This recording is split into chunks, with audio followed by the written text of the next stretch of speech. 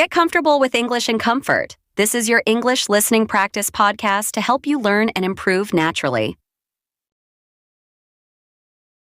You know, I've been thinking, every English learner has their own way of studying. Some watch movies, some take notes, some practice with friends. That's right. And those are great ways to learn. But what if some of the things you're doing right now are actually making your English worse? There are habits that learners do when learning English that seem helpful, but secretly hold you back. Oh, I forgot. I'm Emily. And I'm Liam. This is English in Comfort. The place where you can learn English while you relax, lie down, or even while you sleep. No pressure, no stress, just natural English and interesting topics. Today, we're talking about 9 bad habits that ruin your English. Stick with us, because by the end, you'll realize that you may be doing some of these habits. All right, let's start with the first habit. The first habit that I see so many learners struggle with is comparing yourself to native speakers. Like, you watch a movie, hear someone speaking flawlessly, and you start thinking, I don't think I'll ever sound like that. But this comparison can crush your confidence. And you have to understand that being fluent doesn't mean being native. Being fluent is about having a good English pronunciation that makes you communicate your ideas clearly. Think about it. Native speakers grew up with English. While you're learning it now as a grown-up, that's like comparing a tree that's been growing for 100 years to a tree you planted last month. And if you are also comparing your accent to native speaker, well, it's part of who you are. There are so many learners with accents, French, Indian, Japanese, and their English is fluent. They can discuss complex topics, tell stories, make jokes, all with their unique voice. Here's a quick tip. If you watch a movie or YouTube video, don't compare yourself to the speaker. Instead, practice listening and speaking with them. Imitate their tone, rhythm, and pronunciation. But don't focus on sounding exactly like them. Focus on sounding clear. Okay, habit number 2, which is also something so many learners do and is ruining their English. Using translation apps. Apps like Google Translate or other tools. I get why people do this. It feels safe. You see a new word and then translate it instantly to your native language. But here's the problem. It keeps you stuck in your native language. Your brain never learns to think directly in English. That's right. You have to train your brain to think in English. And the solution? Switch to an English dictionary. You might say, but I'm a beginner. How can I understand English definitions? Well, start simple. Use learner-friendly dictionaries like Oxford Learner's Dictionary or Cambridge Learner's Dictionary. They explain words in easy English with examples. Let's say you look up the word grateful. The dictionary might say, feeling or showing thanks because someone has done something kind for you. You learn the meaning in English, plus you get example sentences like, she was grateful for their support. You'll also see synonyms. For grateful, maybe thankful or appreciative. Now you've learned 3 words at once. Translation apps can't do that. They just give you a quick word swap, no context, no deeper learning. Here's what to do.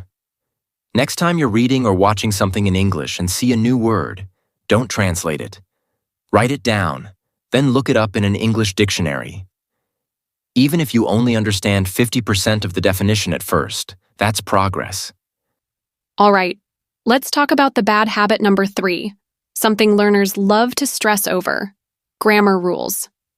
People spend hours memorizing tenses, articles, prepositions, but then feel lost in real conversations. Grammar is important, but here's the thing.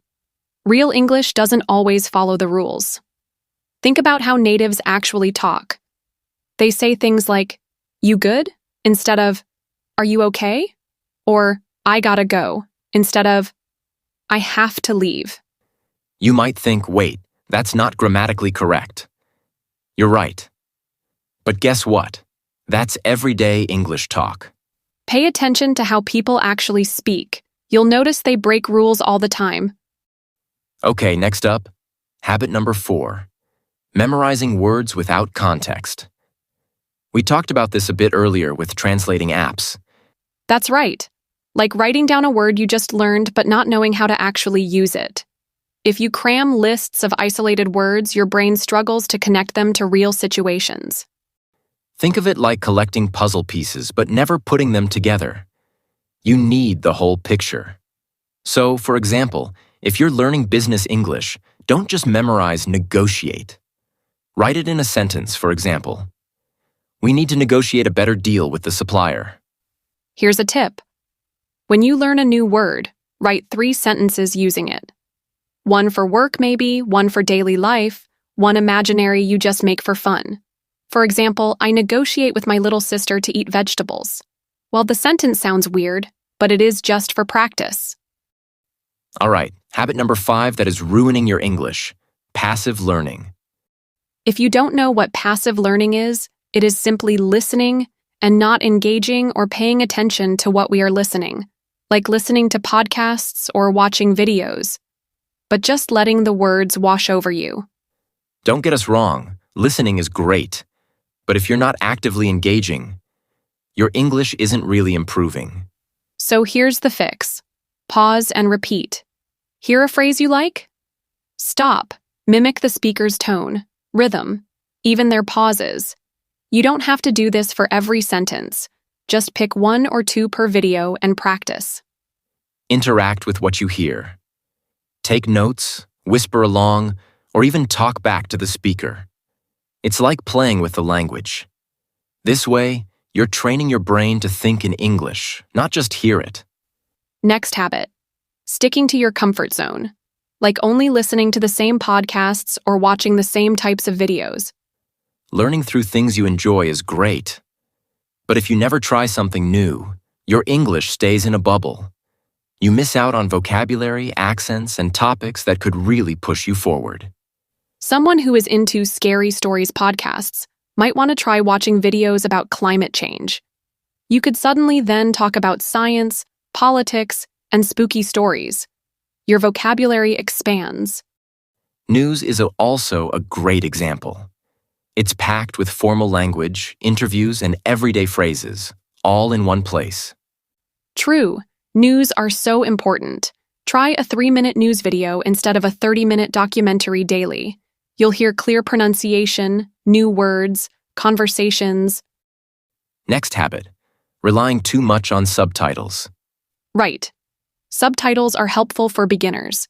They help you connect sounds to words. But if you always use them, your ears never learn to work on their own.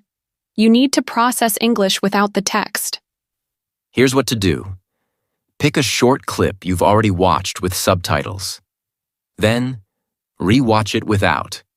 You'll catch more the second time because you already know the context. Even if you only understand 30%, that's progress. It'll be frustrating at first. You'll miss words, but your brain starts filling gaps instead of relying on text. Habit number 8: avoiding accent diversity. A lot of learners think, I need to sound American, or British English is the only correct English. But English is spoken everywhere. Australia, India, Vietnam, Nigeria, Ireland. And every accent is valid.